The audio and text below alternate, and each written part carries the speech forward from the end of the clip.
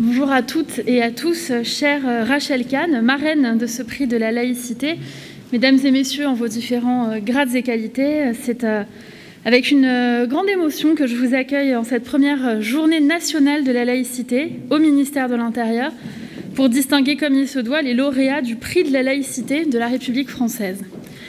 Garantissant à la fois la neutralité de la puissance publique, mais aussi les libertés de conscience et de culte, ainsi que l'égalité de toutes et de tous devant la loi, le principe de laïcité a notamment pour objet de réconcilier, de faire partager un même espace à ceux qui croient, ceux qui ne croient pas ou ceux qui doutent. Et je crois que la laïcité est le plus puissant ciment de la cohésion nationale dans notre pays qu'ont déchiré à travers le temps tant de guerres de religion. C'est notamment pour cette raison que le renforcement du principe de laïcité est apparu comme une priorité absolue de l'action menée par le gouvernement. Pour la première fois, le président de la République et le Premier ministre ont souhaité attribuer à une ministre la responsabilité de porter ce principe de la laïcité.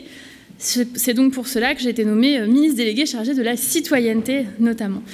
Et c'est aussi l'objet de la loi que nous avons fait voter le 24 août 2021, la loi confortant le respect des principes de la République. Cette loi, d'abord, elle renforce la laïcité parce qu'elle étend son application à l'ensemble des organismes chargés d'une mission de service public, donc aux délégataires de services publics, les CAF, chambres consulaires, agences Pôle emploi, organismes HLM, bref, tous les services publics. Elle étend aussi la laïcité aux entreprises, je le disais, délégataires de services publics tels que les transports, les gestionnaires de piscines municipales. Les salariés de ces entreprises seront désormais comptables d'un strict respect du principe de neutralité et de laïcité. La loi renforce aussi la laïcité parce qu'elle rend obligatoire les référents laïcité dans toutes les administrations publiques et la formation des agents publics à ce principe. Et enfin, elle renforce la laïcité parce qu'elle permet aussi au préfet de demander au juge de suspendre sous 48 heures tout acte d'une collectivité qui méconnaîtrait gravement les principes de laïcité. Alors j'arrive directement de Matignon, où autour du Premier ministre Jean Castex s'est tenu le deuxième comité interministériel à la laïcité pour mettre en œuvre 17 engagements pris par le gouvernement. Et je tiens à cet égard à remercier les équipes de la DLPAJ, de la Direction des libertés publiques et des affaires juridiques, Madame Pascale Léglise, ainsi que Monsieur Vincent Ploquin, et la chef de bureau, Madame Vanessa Sédic, chef de bureau de la laïcité, qui assure le secrétariat général de ce comité interministériel. C'est aussi ce bureau de la laïcité qui a eu, je ne dirais pas la lourde tâche, mais la tâche exaltante d'instruire les dossiers de candidature pour ce prix de la laïcité. Pas moins de 72 dossiers de candidature ont été déposés, et ce, en un mois seulement, et avec assez peu de publicité ou d'appel à contribution. Et je crois que ça témoigne, et tous ici, nous ne pouvons que nous en réjouir, de l'intérêt porté au principe de laïcité, de l'engouement pour ce prix, de sa compréhension. Je ne crois pas que le débat, l'engagement autour du principe de laïcité soit réservé à certains cercles intellectuels. Au contraire, je pense que ça intéresse tout le monde et que la qualité des dossiers qui ont été déposés l'illustre parfaitement. Alors je veux souligner ici qu'une majorité de ces 72 projets, 38 exactement, sont portés par des associations, ce qui nous montre l'engagement du secteur associatif. D'autres le sont par des établissements scolaires, des collectivités locales, des services publics ou même des entreprises. L'ensemble des ministères membres du comité interministériel de la laïcité ont été consultés pour finalement retenir les 10 lauréats que nous distinguons aujourd'hui. Et bien sûr, quand on est marraine, on a le droit de faire des choix. Et donc, notre excellente marraine Rachel Kahn a également souhaité désigner son lauréat. C'est le prix final qu'elle remettra tout à l'heure et je l'en remercie. À l'occasion de cette journée nationale de la laïcité, qui est donc la première que nous célébrons depuis que la loi a institué cette journée nationale, eh bien, la remise de ce prix est une occasion pour nous de le marquer. Avec le prix de la laïcité de la République française, doté cette année d'une enveloppe de 50 000 €, c'est-à-dire 10 fois le montant qui était consacré les années précédentes, nous avons voulu non pas récompenser un projet, mais vraiment encourager et soutenir moralement et financièrement aussi plusieurs initiatives citoyennes et associatives et promouvoir ce principe avec la société civile et donc avec vous. Alors certes, la laïcité dans la séparation du religieux et du politique qu'elle organise concerne, pourrait-on dire, d'abord les pouvoirs publics, mais la laïcité, c'est aussi la liberté de conscience, la liberté de culte qu'elle garantit et qui concerne donc chaque citoyenne et chaque citoyen. Et je sais qu'à travers les projets que nous allons récompenser, notre laïcité trouvera les illustrations et les défenseurs qu'elle mérite. Alors sans vous languir davantage, nous allons à présent récompenser nos lauréates et nos lauréats que je vais inviter les uns après les autres à venir récupérer ce prix, puis à descendre de l'estrade. Pour cause de Covid, nous ne pouvons pas être trop nombreux, mais à la fin, après la remise du prix du coup de cœur de la marraine Rachel Kahn, nous pourrons faire une petite photo groupée avec nos masques, bien évidemment. Je suis navrée de ne pas pouvoir vous offrir le fameux pot de l'amitié, ce fameux temps de convivialité en raison du Covid, mais on tenait tout de même à ce que nous puissions être présents ici pour vous remettre physiquement de la main à la main ces magnifiques prix de la laïcité. Et je vous remercie sincèrement dans ce contexte d'avoir fait le déplacement pour venir partager ce moment ensemble. Et je vais commencer par appeler la préfecture de l'Ardèche pour son escape game Sauvons la laïcité, qui est un escape game de 40 minutes destiné à des publics scolaires qui permettent de trouver la recette du vivre ensemble. Et c'est un projet qui a permis d'associer la préfecture, l'éducation nationale, les villes du département et le conseil départemental. Donc je vous félicite pour la remise de ce prix.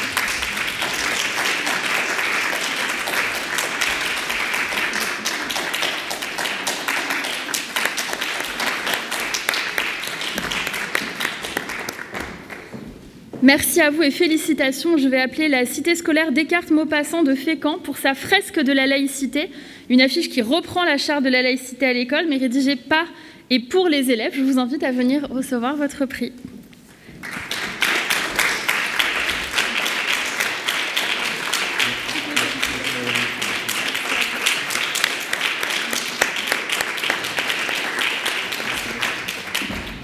L'association Trait d'Union pour son jeu Sauvons Laïcity, un jeu de plateau destiné à des publics scolaires ou à des particuliers pour promouvoir la laïcité. Félicitations.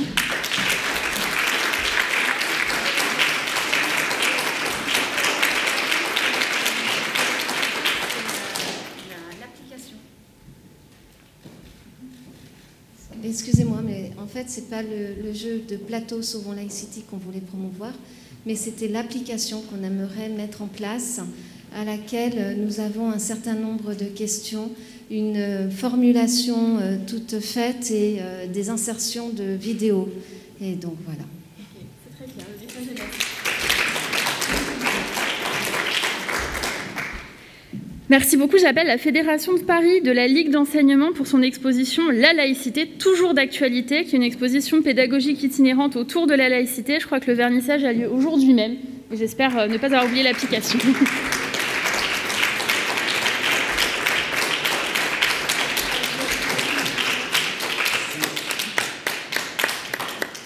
Félicitations. Félicitations à vous. Et j'appelle l'agence Hors Piste pour son livret géant de la laïcité, dont le but est de mettre en lumière ce que notre société peut produire de meilleur et rappeler ce que représente le mot laïcité. Je vois que vous êtes venus avec. Bravo.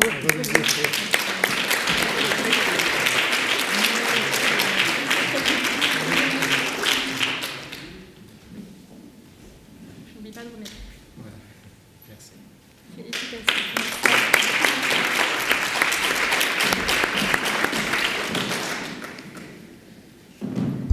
J'appelle Polaris pour son projet de spectacle immersif intitulé 1905. C'est un spectacle historique qui propose de retracer les débats et le vote de la loi de séparation des églises et de l'État avec une immersion au milieu de comédiens et comédiennes amateurs en costume d'époque et avec des spectateurs qui sont d'ailleurs ponctuellement invités à participer au débat autour d'eux. Félicitations.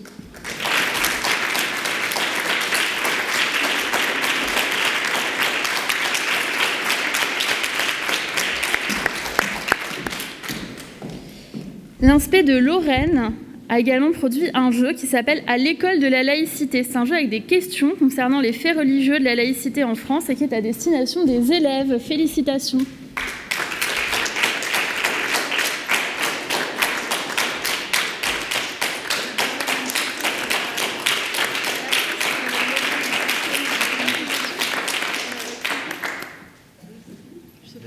Merci à vous. Merci beaucoup. J'appelle l'association Enquête pour ses interventions sur les faits religieux à l'école, une initiative qui vise à outiller les professeurs des écoles pour pouvoir aborder sereinement les faits religieux avec leurs élèves. Bravo.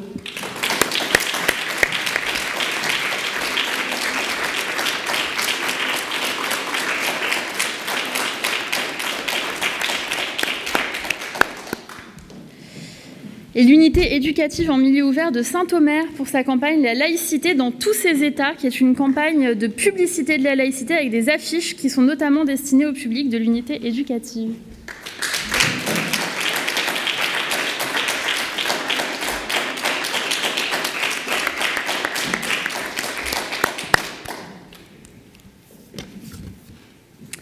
Et enfin, j'appelle l'entreprise Le Moutard pour son expo quiz Laïcité Parlons-en, qui est un parcours pédagogique au cours duquel le public est amené à découvrir la laïcité.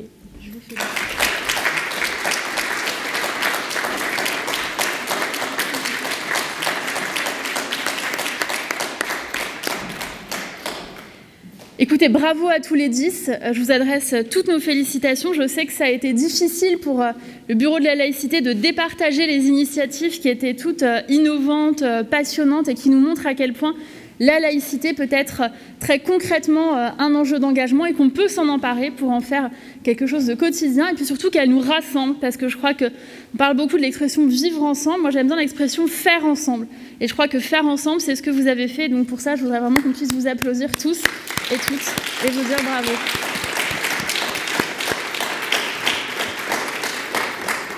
Je vais appeler notre marraine, Rachel Kahn, que vous connaissez, qui a écrit ce magnifique livre qui s'appelle « Racé », qui a reçu tellement de prix que je ne vais pas me lancer dans la liste parce que j'ai peur d'en oublier, mais encore un nouveau récemment, et qui porte magnifiquement ce combat pour l'universalisme, pour la laïcité, avec beaucoup de subtilité, beaucoup d'enthousiasme, beaucoup d'intelligence. C'est un vrai honneur que vous soyez la marraine de ce prix, chère Rachel, et la parole est à vous pour appeler et féliciter votre lauréat. Merci mille fois, Madame la Ministre. C'est moi qui suis très honorée d'être la marraine de ce premier prix. Effectivement, puis il a été extrêmement difficile en fait de choisir parmi les lauréats. Et mon coup de cœur revient à la ville de Blois pour son court-métrage Raconte-moi la laïcité.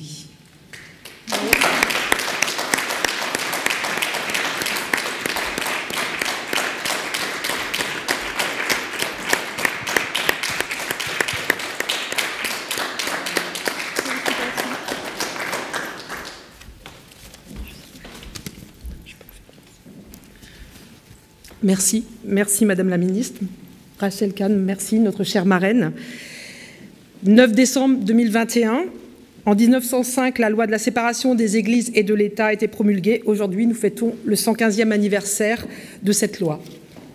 À mon sens, notre laïcité est une chance, une intelligence à partager. Ce n'est pas l'une des valeurs de la République, mais un principe mis en place pour nous apporter à tous la liberté d'être ce que nous souhaitons, ce que nous pensons, ce en quoi nous croyons ou ne croyons pas, tout en se respectant comme des individus et citoyens d'un même pays, d'un même continent, des citoyens du monde. La laïcité, c'est juste cette chance d'être libre de vivre tous ensemble. L'action qui a été réalisée à Blois et qui nous a conduites ici, toutes les deux, ce soir, est un court-métrage donc intitulé « Raconte-moi la laïcité ». Et il s'est mis en place au centre social Rosa Parks, qui est un centre social municipal. Il a été encadré par Aurore Gerbir, je pense qu'on peut vraiment l'applaudir.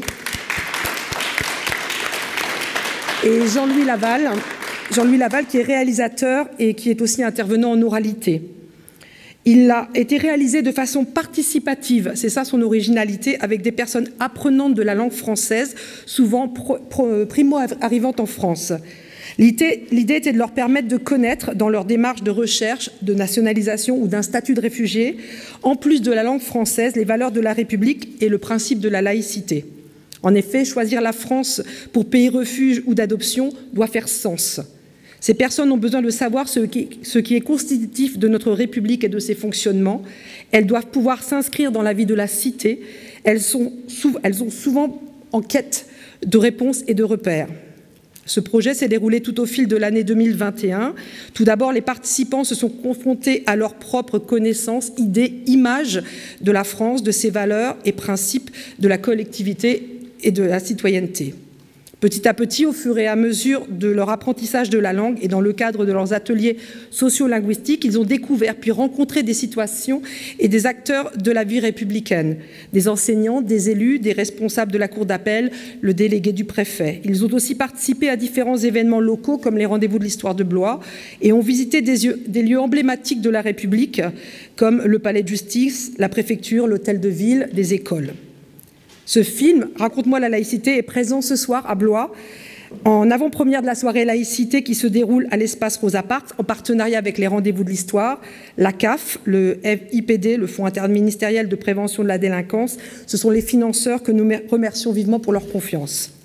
Nous sommes très fiers d'être ici ce soir et de recevoir ce prix que nous dédions surtout à ces femmes et ces hommes qui ont participé avec beaucoup de conviction à cette aventure humaine. Nous remercions chaleureusement et avec émotion le jury et Madame Kahn qui nous a choisi pour le prix coup de cœur de la laïcité. Maintenant, nous allons continuer à le faire vivre par la diffusion, des échanges, des rencontres dans différents lieux et événements de Blois et peut-être plus largement encore. Ces apprenants et Aurore deviennent les ambassadeurs de la laïcité et des valeurs de la République pour notre ville. Nous poursuivrons notre engagement par la connaissance, la compréhension et le rayonnement de ces valeurs et principes auprès de nos concitoyens blésois, ceux qui vivent à nos côtés. Merci encore pour votre confiance. Merci à tous. Bonne soirée.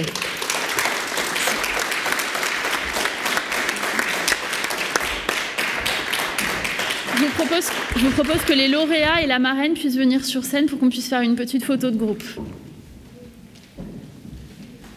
Ne soyez pas timides. Oui, on garde le masque, on est rapprochés.